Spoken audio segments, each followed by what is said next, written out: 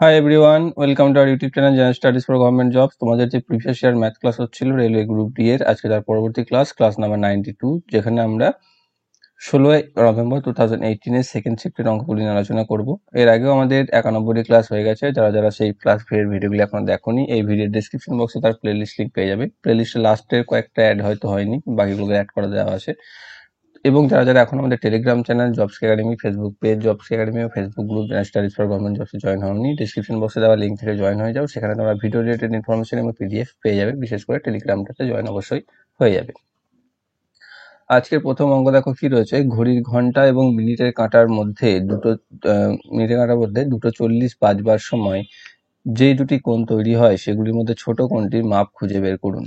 দেখো দুটি কোণ এখানে কি আছে, 2:40 আমরা জানি কি যে 60 into h differentiate between 11 into minute by 2, এটা হচ্ছে ফর্মুলা। তাহলে 60 into 2 minus 11 into মিনিট কত আছে 40 বাই 2 মানে হচ্ছে 120 minus 440 বাই 2 বা এখান থেকে 320 বাই 2 বা হচ্ছে 165। যেহেতু এটার ভ্যালু হচ্ছে 180 থেকে কম, তাহলে ছোট যে কোণটা তৈরি করবে সেটা 165 ডিগ্রি হবে, কিন্তু সেটা বাই চান্স এখানে অপশনসেই নেই এবং অফিসিয়াল আনসার কিন্তু 160 আনসার রয়েছে। কিভাবে মাথায় এলো না আমার কিছু। তো আমাদের যেটা আনসার আসছে সেটা হচ্ছে 165 ডিগ্রি, যেটা 2:40 বাজার সময় আমাদের মাঝে কোন দুটি ঘন্টা কাঁটা বা মিনিটের কাঁটার মধ্যে কোন ছোট কোণটি যেটা তৈরি হবে তার ভ্যালু হচ্ছে 165 ডিগ্রি। নেক্সট রয়েছে 600 এর 23 হলো কত। 600 এর 23%, সরি 623%। তাহলে সিম্পল, যদি লাস্টে দুটো শূন্য থাকে সেই দুটোকে বাদ দিয়ে বাকিটার সাথে এটা গুণ করে দেবে। 6 23 কত হয় 138। অপশন নাম্বার সি হচ্ছে এটা সঠিক উত্তর। সিম্পল হিসাব, কিছুই নেই। আর যদি চাও তোমরা এইভাবেও করতে পারো, 600 into 23/100, 23% যেহেতু, তার মানে নিচে 100 থাকবে, তাই এই দুটো শূন্য কেটে যাবে, আলটিমেটলি সে 6 23 138ই আসবে। নেক্সট রয়েছে √108 প্লাস √300 ইকুয়াল টু এ হলে √192 প্লাস √432 ইকুয়াল টু ভ্যালু কত হবে। দেখো 108 যেটা আছে সেই 108কে আমি 36 গুণিত 3 করতে পারি। 36 গণিত মানে সরি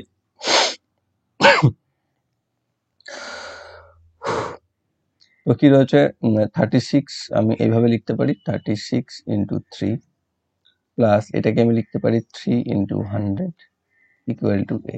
এবার এই 36টা বর্গমূল যায়, 100টা বর্গমূল যায়, তাহলে এখান থেকে আমি বার করতে পারি 6√3 প্লাস এখান থেকে বার করতে পারি 10√3 সমান হচ্ছে এ, বা এখান থেকে আমি বলতে পারি 16√3 ইকুয়াল টু এ।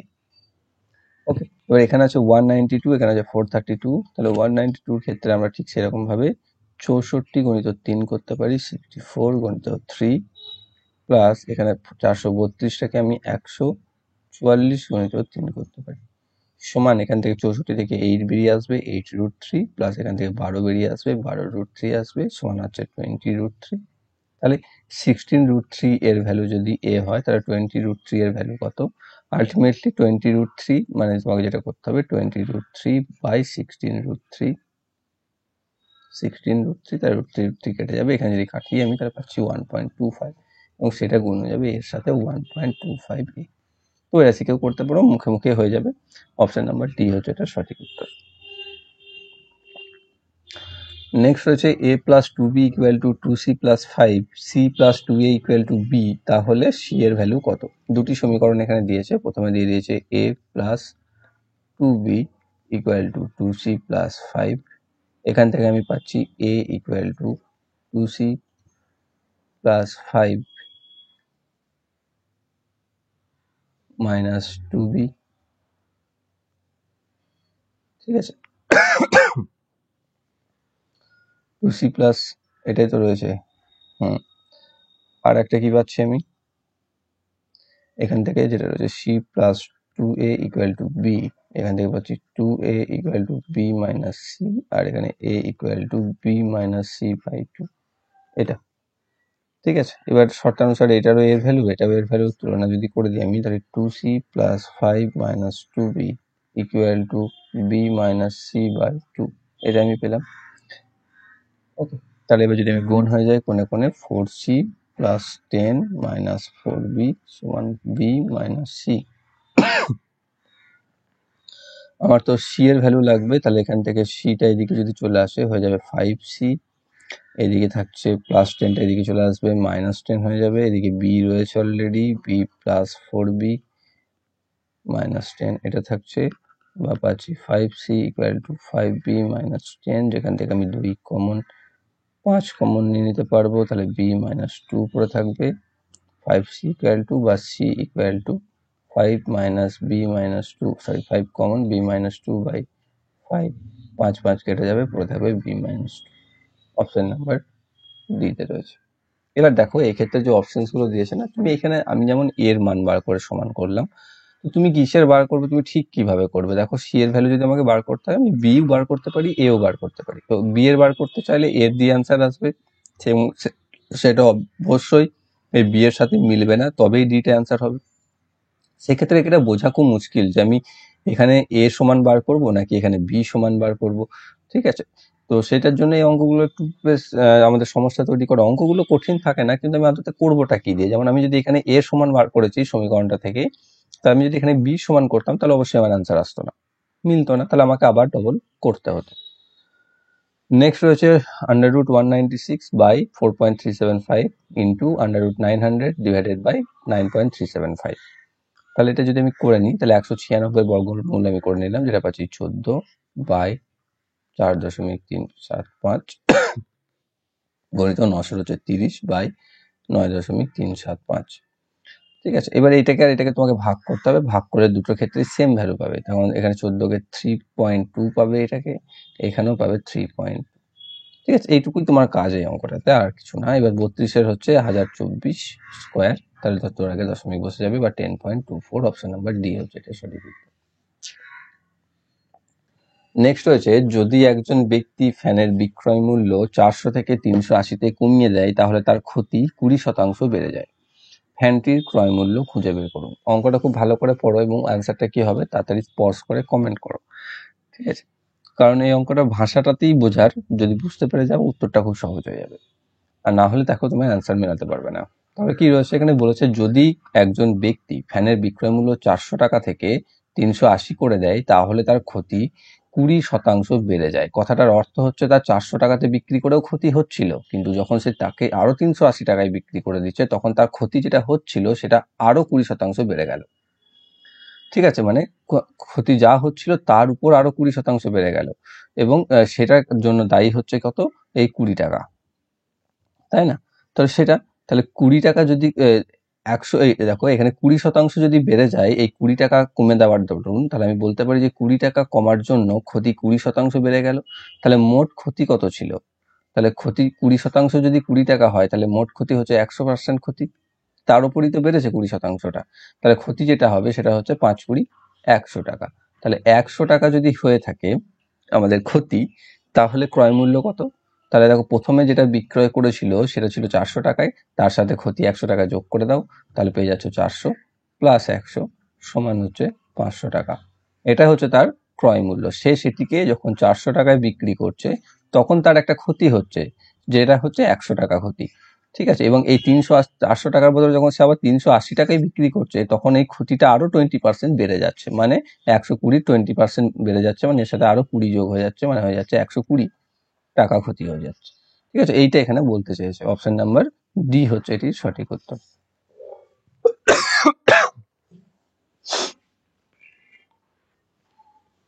নেক্সট অঙ্ক রয়েছে, যদি cos 43 degree equal to X by √x² plus y² হয়ে থাকে, তাহলে tan 47 ডিগ্রি ভ্যালু কত? এটা দেখো,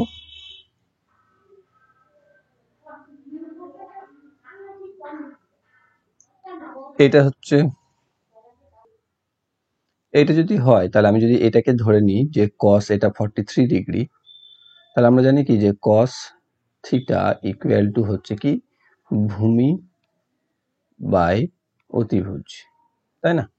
তাহলে এইটা হচ্ছে ভূমি যদি হয়, বাই অতিভুজ হচ্ছে, তাহলে ভূমি যদি এটা হয়, যেমন এখানে যেটা রয়েছে এক্স এখানে এই হিসাবে, আর অতিভুজ রয়েছে √x² প্লাস y²।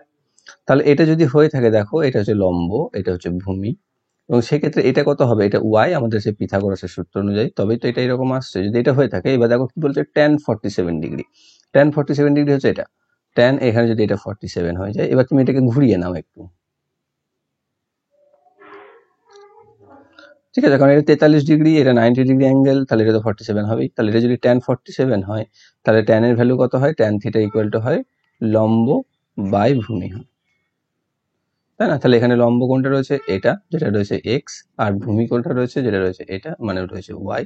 তাহলে আমি লিখতে পারি যে tan 47 ডিগ্রি ইকুয়াল টু হচ্ছে লম্ব বাই ভূমি by X by Y. Option number B তে রয়েছে। নেক্সট কি রয়েছে, দুটি পাইপ এ ও বি একটি সিস্টানকে যথাক্রমে 75 মিনিট এবং 45 মিনিটে ভর্তি করতে পারে। দুটি পাইপকেই একসাথে চালু করা হলো, তাহলে সিস্টানটি আধ ঘন্টায় ভর্তি করা যাবে যদি ড্যাশ মিনিট পর বি পাইপটিকে বন্ধ করে দেওয়া হয়। তাহলে আমাকে এটা বার করতে হবে যে আধা ঘন্টায় ভর্তি করতে গেলে যেখানে এ পাইপ সারাক্ষণ চলছে, তখন বি পাইপে কতক্ষণ পর বন্ধ করে দিতে হবে, যেখানে এ এবং বি পাইপ সিস্টানকে যথাক্রমে 75 এবং 45 মিনিটে ভর্তি করতে পারে। তাহলে এ কি করছে, 75 মিনিটে ভর্তি করতে পারছে, বি করতে পারছে 45 মিনিটে ভর্তি। এদের দুজনের মধ্যে লসাগু করে দাও, যদি আমি লসাগু করি তাহলে পাচ্ছি 225। এখানে এ করছে 3 ইউনিট করে, এ করছে 5 ইউনিট করে। ওকে, এবার 30 মিনিটে দেখো এ কি করছে, প্রতি মিনিটে 3 ইউনিট করছে, এ প্রতি মিনিটে 5 ইউনিট করছে। তাহলে প্রথমে 30 মিনিট যেটা রয়েছে আধা ঘন্টায়, এ কিন্তু পুরোটাই চলছে, তাহলে এ 30 মিনিটে কতটা করছে, 30 মিনিটে করছে 3 গুণিত 30 মানে হচ্ছে 90 ইউনিট। 90 ইউনিট যদি করে থাকে, তাহলে বাকি কতটা থাকছে, বাকি হচ্ছে 225 থেকে 90 বাদ দিয়ে দাও, মানে হচ্ছে 135 ইউনিট। তাহলে সেটা বি এর কতক্ষণ সময় লাগছে, কারণ সেটাই বি করছে, তাহলে বি এর সময় লাগছে, সেটা দিয়ে 135 প্রতি মিনিটে করছে 5 ইউনিট, ভাগ করে দাও, 5 2 10, 5 7 35, 27 মিনিট। তাহলে বি সেটা 27 মিনিটে করে দিচ্ছে, তাহলে আমাকে বি কে 27 মিনিট পর বন্ধ করে দিতে হবে অবশ্যই, তবে 30 মিনিটে করতে পারবে, না হলে যদি চলতে থাকে তাহলে 30 মিনিট সময় লাগবে না। তো অপশন নাম্বার ডি হচ্ছে এটা সঠিক উত্তর, বি কে 27 মিনিট পর আমাকে বন্ধ করে দিতে হবে। নেক্সট একটা সিম্পল সরল আছে, এটা বলার আমার কিছু নেই, ঠিক আছে। তো এটাকে তোমাকে যোগ করতে হবে, বাস বড় থেকে ছোট বসিয়ে দেবে, প্রথমে এটা, তারপরে এটা, তারপরে এটা, তারপর এটা, এবার যেভাবে রয়েছে আর কি, তোমরা জানো প্রত্যেকেই এরকম 3 3 3 3 দশমিক 0 0 0, একটা দুটো আছে, দুটো দিলেই হবে। তারপর আছে 333.30, তারপরে আছে 33.30, তারপরে আছে 33.03, তারপর আছে 3.33, আছে 3.03, আর একটা আছে 3। এইগুলোকে বসিয়ে যোগ করে দিতে হবে। এটা একটু টাইমই খায়, আর কিছু না, এটা সহজ অঙ্ক। এটা 9 আসবে, এখানেও 9 আসবে, এখানে 6 4 7 3 21 1 আসবে, 2 থাকছে, 12 1 12 2 14 4 আসছে, 41, 41 ও 3টে রয়েছে, 7 আসছে, 741, অপশন নাম্বার সি তে রয়েছে।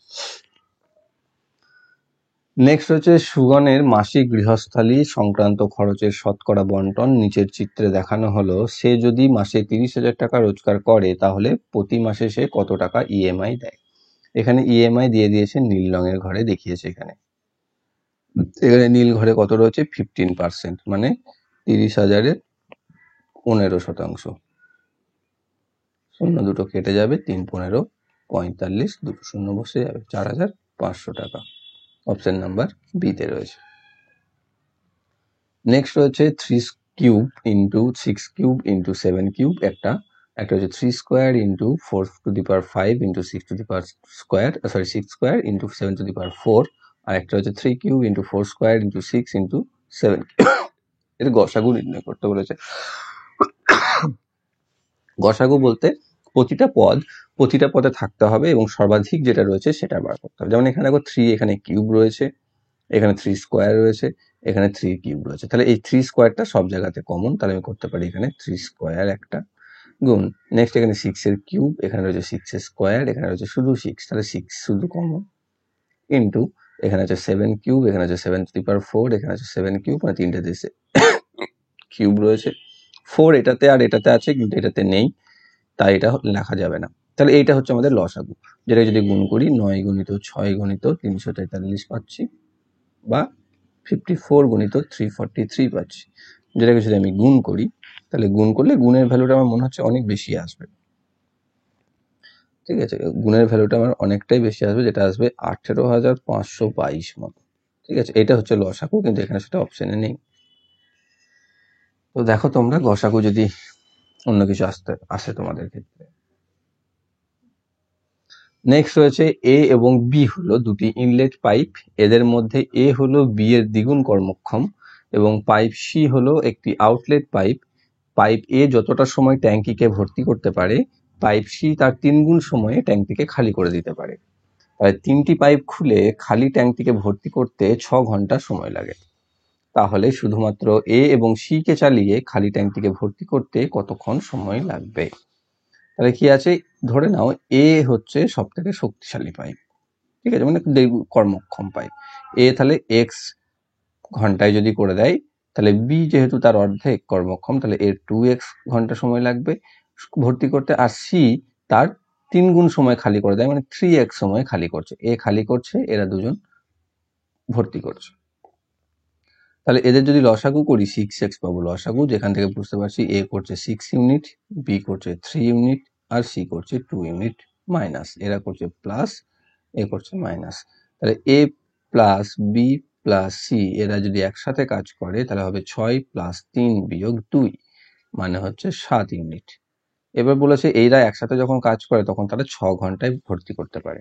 তাহলে আলটিমেটলি মোট হচ্ছে 6x, তাহলে 6x বাই 7 ইকুয়াল টু 6 ঘন্টা। তাহলে এখান থেকে 6 যদি কেটে দাও তাহলে x ইকুয়াল টু 7 পেয়ে যাচ্ছে। x ইকুয়াল টু যদি 7 হয় তাহলে আমি বলতে পারি এ হচ্ছে 7 ঘন্টা সময় নেয়, বি 14 ঘন্টা সময় নেয়, সি 21 ঘন্টা সময় নেয়। এবার বলেছে কি শুধু এ আর সি কে চালিয়ে। ঠিক আছে, তাহলে শুধু এ কি করছে 7 ঘন্টায় ভর্তি করতে পারছে, আর সি কি করতে পারছে 21 ঘন্টায় খালি করে দিতে পারছে। এখানেও তাই 42 আসবে, যেখানে রয়েছে 6 ইউনিট এখানে পাবে 2 ইউনিট। এ খালি করছে, ভর্তি করছে, তাহলে এ প্লাস সি একসাথে করছে 6 মাইনাস 2 মানে 4 ইউনিট। তাহলে 4 ইউনিট যদি করে 42 ইউনিট করতে সময় লাগবে 42/4 বা 10.5 ঘন্টা। অপশন নাম্বার বি তে রয়েছে। নেক্সট রয়েছে দুটি সংখ্যার গসাগু 70 এবং সেগুলির গুণফল 29,400। তাহলে লসাগু কত? আমরা জানি যে দুটি সংখ্যার গুণফল এবং সেই সংখ্যা দুটির লসাগু এবং গসাগুর গুণফল সমান হয়। তার মানে আমরা যদি লসাগু বার করতে চাই, সমান গুণফল 29,400 বাই গসাগু করে দিলেই হবে 70। 7 দিয়ে এটাকে 0 0 কেটে দাও, 7 4 28, 2 420 আমাদের আনসার আসবে 420। নেক্সট রয়েছে পারোর অর্থরাশি 3/4 ভাগ তারা 2/3 ভাগের সমান, সম্মিলিতভাবে তাদের কাছে 1700 টাকা রয়েছে। পারোর অর্থের পরিমাণ কত? তুমি যদি এটাকে অপশন টেস্ট করে চট করে করে ফেলতে পারো বা মাথায় চলে আসে তোমার, তাহলে তুমি সেটাই করবে অবশ্যই। ঠিক আছে, যদি না আসে তাহলে আমাদের মেথড হচ্ছে যে পারোর কাছে যদি x টাকা থাকে তাহলে তার 3/4 অংশ, সেটা হচ্ছে তাহলে আমাদের তারার কাছে থাকবে কত? 1700 মাইনাস x এর 2/3 ভাগ, সেটা হচ্ছে সমান শর্তানুসারে বলে দিয়েছে, তাহলে 3x/4। ক্যালকুলেশনটা কঠিন না মোটেও, এখানে তুমি 3400 মাইনাস 2x/3 থাকছে। এবার কোণে কোণে যদি গুণ করে দাও তাহলে 9x সমান, গুণ একদম করবে না, এখানে রেখে দেবে এটা 4 গুণিত 3400 মাইনাস 8x, এখানে 8x এদিকে চলে এলে আসবে 17x সমান 4 ইন্টু 3400 বা x equal to 4 into 3400 by 17, 2 দিয়ে এটা কেটে যাবে, তাহলে পাচ্ছি 800। তাহলে পারোর কাছে অর্থের পরিমাণ ছিল 800 টাকা। অপশন নাম্বার সি হচ্ছে এটা সঠিক উত্তর। নেক্সট রয়েছে একজন ব্যক্তি তার দৌড়াবার স্বাভাবিক গতি 4/3 গতিতে দৌড়ে নিজের দৌড়ানোর সময় 10 মিনিট কমিয়ে নেয়। এই দূরত্বটি অতিক্রম করার জন্য তার সাধারণত সে কত সময় নিয়ে থাকে? ঠিক আছে, তাহলে তার গতিবেগ ধরে নাও সাধারণ হচ্ছে x কিমি প্রতি ঘন্টা, তার এটা হচ্ছে গতিবেগ বা ভেলোসিটি, আর ডিস্টেন্স হচ্ছে d, তাহলে তার স্বাভাবিক সময় হচ্ছে x/d। ঠিক আছে, এটা হচ্ছে তার স্বাভাবিক সময়। আর কি বলেছে, সে যখন তার গতিকে 4/3 গতিতে বাড়িয়ে নেয়, মানে হচ্ছে সে x ছিল তার 4/3 করে নিচ্ছে, মানে হচ্ছে 4x/3 হয়ে যাচ্ছে, তখন তার সময় কত লাগছে, সরি এটা d/x হবে, d/x, ঠিক আছে। তো তখন কি তাদের সময় লাগবে, তখন সময় লাগবে তার d/4x/3 বা আমাদের 3d/4x। এইটা তাহলে প্রথমে তার স্বাভাবিকে এই সময় লাগছিল এবং তার স্পিড গতি বাড়ানোর পর তার এই সময় লাগছে। এতে কি হচ্ছে, তার 10 মিনিটের ফারাক তৈরি করছে। মানে এটাতে তো কম সময় লাগবে, এটাতে বেশি সময় লাগবে, তাহলে আমি বলতে পারি d/x minus 3d/4x equal to 10 minute. তো 10 মিনিট এখানে যেহেতু ঘন্টাতে আছে, কিলোমিটারটা প্রতি ঘন্টাতে, তাহলে একেও ঘন্টায় করে নিতে হবে বাই 60 করে। এখান থেকে পাচ্ছি 4x, এখান থেকে আমি পাচ্ছি 4d মাইনাস 3d/10/60, ঠিক আছে। এখান থেকে আমি পাচ্ছি d/4x ইকুয়াল টু 10/60, বা এখান থেকে যদি আমি এটা দেখো এইভাবেই রেখে দিই, d/x করে দিই, 4টাকে শুধু গুণ করে দিই, তাহলে 40/60 ঘন্টা। এটাই তোমার স্বাভাবিক সময়, সেটাই তোমার বার করতে চেয়েছে। এখানে আমি করেছিলাম স্বাভাবিক সময়, তার d/x সমান হচ্ছে 40/60 ঘন্টা, মানে হচ্ছে 40 ইন্টু 60 করে দিতে পারো, অথবা নিচে যেহেতু 60ই আছে তার উপরে একটা মিনিট করে দিতে পারো, সমান হচ্ছে 40 minute. Option number B. Next রয়েছে, রবীন্দ্র একটি পরীক্ষায় সম্ভাব্য সর্বাধিক নম্বরের কিছুটা নম্বর পেয়েছে। শতকরা হিসাবে সে 62.5% লাভ করেছে। যদি প্রশ্নপত্রে আরেকটি 1 নম্বর প্রশ্ন যোগ করা হতো আর সে তার ঠিক উত্তর দিত, তাহলে সে 64% নাম্বার পেত। শুরুতে এই পরীক্ষাটির সর্বাধিক নম্বর কত ছিল? ধরে নাও শুরুতে এই নাম্বার, প্রথমে এটি ছিল x নাম্বারে, বারবার x ধরতে হচ্ছে, তার কারণ x করে আমার যদি সুবিধা হয় বা অঙ্কটা যদি তোমাদের কাছে ক্লিয়ার হয় কনসেপ্ট, তাহলে তোমরা বুঝতে পারবে।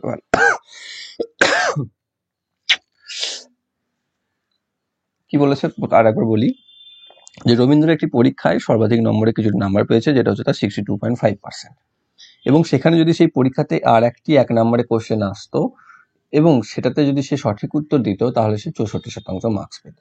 অর্থাৎ প্রথমে যদি ধরে নাও x নাম্বারে পরীক্ষা হয়ে থাকে, তাহলে সে তার 62.5% মার্কস পেয়েছে। ওকে, এখানে যেটা নাম্বার পেয়েছে, এর সাথে যদি দেখো 1 নম্বরের একটা প্রশ্ন যোগ করা হতো, মানে হচ্ছে কি, যে এর সাথে 1 নাম্বার যোগ হয়ে গেল, এ তো এত মার্কস পেয়েছে, এর সাথে 1 মার্কস পেয়ে হয়ে গেল।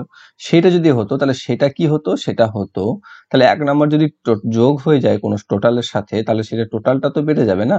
যদি তোমার ধরো 100-র মধ্যে তুমি 65 পেয়েছিলে, কিন্তু এবার কি হলো, তোমার একটা কোশ্চেন এক্সট্রা এলো, তাহলে তোমার পূর্ণমান যেটা রয়েছে সেটা তো 100 থেকে 101 হয়ে যাবে। মানে আমার এখানে পূর্ণমান আমি যেটা x ধরেছিলাম, এই 1 নাম্বার আসার জন্য এখানে কি হয়েছে, x + 1 হয়ে যাবে, এবং তাতে সে 64% মার্কস পাচ্ছে, তাই না? তাহলে x + 1 হয়ে যাচ্ছে এখানে টোটালটা, যার সে 64% মার্কস হচ্ছে। তাহলে এখানে যে 62.5 পেয়েছে, তার সাথে যদি আর 1 নাম্বার সে এক্সট্রা পেয়ে থাকে, তাহলে সেটা কি হচ্ছে, সেটা সেই বেড়ে যাওয়ার টোটালের উপর 64% মার্কস। এটাই হচ্ছে আমাদের ক্যালকুলেশন, যেটা হচ্ছে 62.5x বাই 100, এই যোগটা যদি আমি একবারে করে দিই, প্লাস উপরে 100 চলে আসবে, সমান এখানে থাকছে 64x প্লাস 64 বাই 100, নিচেতে 100 কেটে দাও, তাহলে এখানে কি পাচ্ছ, 64x কে যদি এদিকে থেকে বাদ দিয়ে দাও, তাহলে পাচ্ছ 1.5x, এদিকে 64কে যদি এদিকে 100 থেকে বাদ দিয়ে দাও, তাহলে পেয়ে যাবে 36, বা x ইকুয়াল টু 36/1.5। এটাকে যদি আমি কত দিয়ে কাটবে, 3 দিয়ে যদি কাটো, 3 12 হবে 36, আর এখানে 3, এখানে 0.5 আসবে, যদি ভাগ করি তাহলে 12 ডবল হয়ে যাবে, মানে 24। তাহলে x এর ভ্যালু হচ্ছে 24, প্রথমে সেটি 24 নম্বরে পরীক্ষা হয়েছিল। দেখো তাহলে 24-এর মধ্যে পরবর্তীতে যেটা হচ্ছে 24-এর 62.5% যেটা, তার সাথে 1 যোগ করে দাও, তাহলে সেটা হয়ে যাবে 25-এর 64%। ওকে, এটা হচ্ছে কেস এই ক্ষেত্রে। নেক্সট রয়েছে, মেরামত করার আগে একটি মোটরসাইকেলের প্রতি 90 দিন পর 5-6 ঘন্টার পরিষেবার প্রয়োজন হয়। মেরামত করার পর মোটরসাইকেলটির প্রতি 120 দিন পর 5-6 ঘন্টার পরিষেবার প্রয়োজন হয়। তাহলে মেরামত করার পরে পরিষেবার সময় কতটা ভগ্নাংশ সাশ্রয় করা হয়েছে? দেখো এটা যদি পূর্ণ ধরে নাও, 90 দিনে সে লাগছিল, যাই বিশ্রাম লাগছিল, 1 ঘন্টা, 5 ঘন্টা, 10 ঘন্টা, 5-6 ঘন্টা, যা আছে তাই, 90 দিনে যেটা লাগছিল মেরামতির পর সেটা 120 দিনে লাগছে। এই দুটোর মধ্যে এলসিএম করে দাও, 120 আর কত আসছে 360। তা 360 যদি হয়, এ কতবার রয়েছে এখানে, সেটা 4 বার আছে। এ কতবার আছে এখানে, 3 বার আছে। তাই 4 বার গিয়ে দেখো এখানে 1 বারের সেভিংস হচ্ছে, তাই না? 4 বার যখন যাচ্ছে তখন এখানে 4 বার করাতে হচ্ছিল সার্ভিস বা পরিষেবা, আর এখানে দেখো তাকে 3 বার পরিষেবা দিতে হচ্ছে। তাই 4 বারে গিয়ে তার 1 বার লাভ হচ্ছে, মানে সময় বাঁচছে কত, 4 ভাগের 1 ভাগ। অপশন নাম্বার ডি হচ্ছে এটা সঠিক উত্তর। এই অঙ্ক, আর কিছু নেই এটা। নেক্সট আবার একটা অঙ্ক রয়েছে, যেটা একটা সরলের মতো, 1.25 into 1.25 plus 2.75 into 2.75 plus 2.5 into 2.5। এখানে তোমাকে এটাকে স্কোয়ার করতে হবে, এটাকে স্কোয়ার করতে হবে, এটাকে স্কোয়ার করতে হবে। এটা স্কোয়ারটা খুব সহজ, দেখো এটা মুখে মুখেও তোমরা করতে পারো। এখানে যদি 1.25 এর স্কোয়ার করি তাহলে 1.44 প্লাস কিছু আসবে, তাই তো? এর থেকে একটু বেশি আসবে কিছু। এখানে 2.77 যদি আমি স্কোয়ার করি তাহলে এটার ভ্যালু তোমার 9 থেকে কম আসবে, 8 এর থেকেও কম আসবে, ঠিক আছে? ঠিক আছে, বা এই 80 ধরে নিই অ্যাপ্রক্স। আর এখানে 2.5 আমি বলে দিতে পারি 6.25 আসবে। এবার যদি যোগ করো 8, 6 আর 8 14, আর 14 আর 1 15, তাই না? এরকম আসবে আমাদের অ্যাপ্রক্সলি। তাহলে আমাদের অপশন সেটার মধ্যে আছে কোনটা, দেখো 15, এটাই রয়েছে। 20 পর্যন্ত পৌঁছাবে না, বা 10 তো নয়। আমি আন্দাজে করে দিতে পারি ডিতে। না হলে আমি যদি 100 অ্যাকুরেট করতে চাই, কারণ 3 তো হতে পারে না, 10 পেরিয়ে যাচ্ছে আর 20 অব্দি পৌঁছাচ্ছে না, মাঝখানে একটাই অপশন আছে যেটা হচ্ছে 15। আর না হলে তোমাকে কি করতে হবে, এটাকে সিম্পল যেভাবে রয়েছে 1.25 স্কোয়ার করতে হবে। 1.25 স্কোয়ার হচ্ছে 1.5625 প্লাস 2.75 স্কোয়ার হচ্ছে 7.5625, আর 2.5 হচ্ছে 6.25। যদি যোগ করে দাও তাহলে পেয়ে যাচ্ছ 15.375। ওকে, নেক্সট অঙ্ক রয়েছে 4.5% হারে বা 4.5% বার্ষিক সরল সুদের হারে 4 বছরের জন্য 125 টাকা বিনিয়োগ করা হলে অর্জিত সুদ কত হবে? তাহলে অর্জিত সুদ হচ্ছে 4 বছরের জন্য বলেছে, মানে 4.5 গুণিত 4 এইটা বাই 125 ইন্টু 100। এটা হচ্ছে আমাদের ফর্মুলা। সরি, 4.5 ইন্টু 4, মানে টোটাল যদি আমি বার করে নিই এখানে 18% পাবে, সেই 18% তার টোটাল বার করতে হবে আর কি, মানে 125-এর 18%। পার্সেন্টটা দেবে না, 18%। এটা তাহলে এখানে 5 দিয়ে, এটা 4 দিয়ে, এখানে আবার 4.5 পাবে, বা 22.25, সরি। তাহলে 22.5 অপশন নাম্বার এটা রয়েছে। যে তুমি যদি 4 বছরের জন্য, দেখো যদি বুঝতে না পেরে থাকো, এখানে সরল সুদের হার যেটা রয়েছে সেটাকে বছর দিয়ে গুণ করে দিয়ে যেটা আসবে 125-এর তত শতাংশ বার করে দিলেই হবে, বা পিটিআর বাই 100 করতেও পারো। পি 125, টি হচ্ছে 4, আর হচ্ছে 4.5 বাই 100। এই হচ্ছে অঙ্ক, যেখানে এটাকে 4, এখানে এটাকে 5, 4 4 কেটে যাবে, 5 4 এটা পারবে 22.5। ওকে, নেক্সট রয়েছে প্রদত্ত ভেনচিত্র কলেজ ছাত্রদের একটি দলের পছন্দের খেলার বর্ণনা দেয়। 3টি খেলা আছে, A badminton, B basketball, C tennis. কতজন ছাত্র ঠিক 2টি খেলা খেলতে পারে? 2টি খেলা খেলতে পারে, যেটা 2টি স্কোয়ার, 2টি সার্কেলের মধ্যে রয়েছে। যেমন এটা একটা, এখানে একটা আছে, এখানে একটা। যেমন এইগুলো যেটা রয়েছে তারা করি কেবল একটা খেলা খেলছে। এখানে 5 জন যেটা রয়েছে সেটা সব খেলা খেলছে। তাহলে এই 12, 15 আর 10 তারা হচ্ছে 2টি করে খেলা খেলছে। তাহলে 12, 15, 27 আর 10-এ 37 জন, অপশন নাম্বার সি।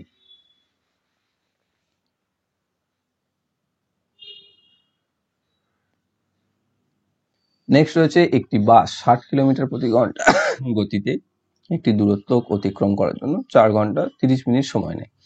15 মিটার প্রতি সেকেন্ড গতিতে একই দূরত্ব অতিক্রম করতে বাসটির কত সময় লাগবে?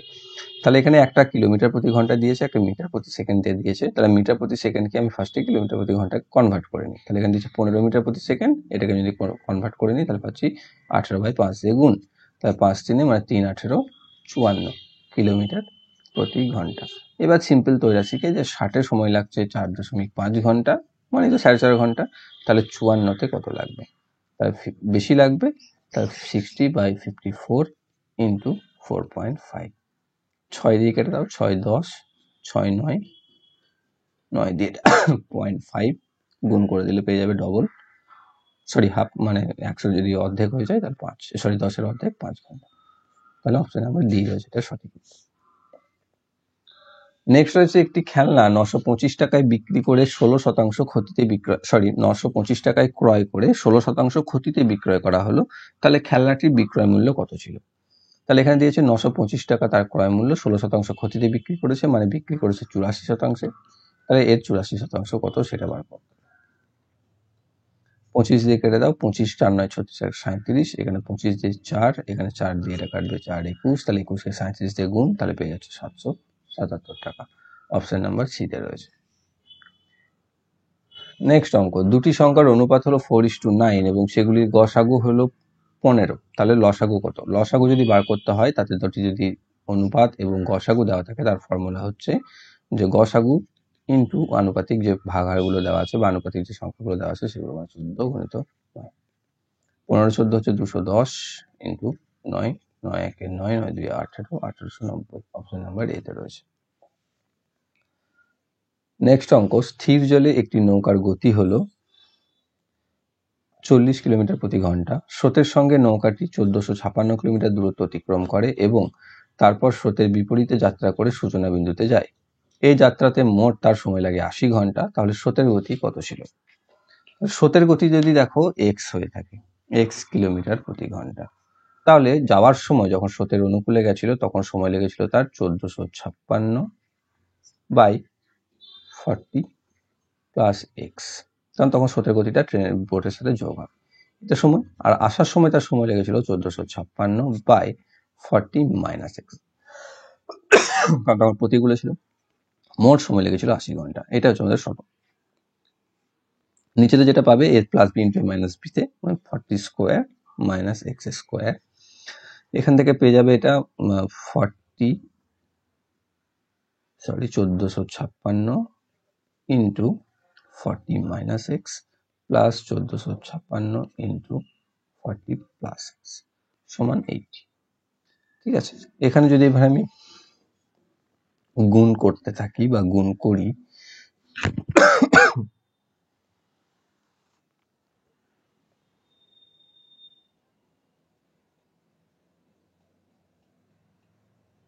তাহলে দেখো এখানে 1456টা এক্স এখানে প্লাসে মাইনাসে আসবে, এখানে প্লাসে আসবে, তাহলে সেই দুটো বাদ চলে যাবে, মানে আলটিমেটলি পড়ে থাকবে 1456 into 40 plus 1456 into 40, sorry, by এখানে 40 স্কোয়ার হচ্ছে 1600 minus X square equal to 80।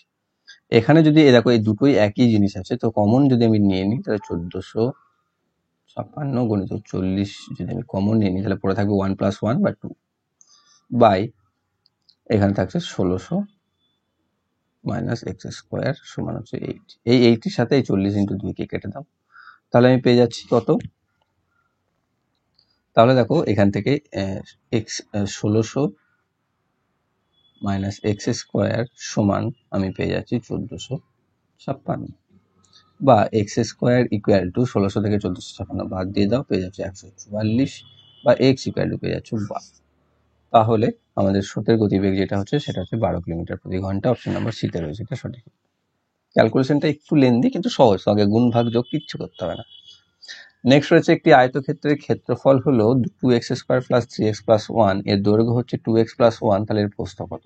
আমরা জানি যে দৈর্ঘ্য গুণিত প্রস্থ মানে হচ্ছে ক্ষেত্রফল, তাহলে আমাকে দৈর্ঘ্য দিয়ে দিয়েছে, প্রস্থ বার করতে গেলে ক্ষেত্রফলকে দৈর্ঘ্য দিয়ে ভাগ করে দিতে হবে। 2x square plus 3x plus 1 কে যদি আমরা 2x প্লাস 1 দিয়ে ভাগ করি, তাহলে প্রথমে দেখো 2x স্কোয়ার আছে, তাহলে x দিয়ে করবো, তাহলে 2x স্কোয়ার প্লাস x পাবো, বিয়োগ করলে এখানে এটা বাদ চলে যাবে, এখানে পরে থাকবে 2x প্লাস 1, যেটা এখানে একই আছে, তাহলে সেম 1 দিয়ে গুণ করে দিলে 2x প্লাস 1 চলে আসবে।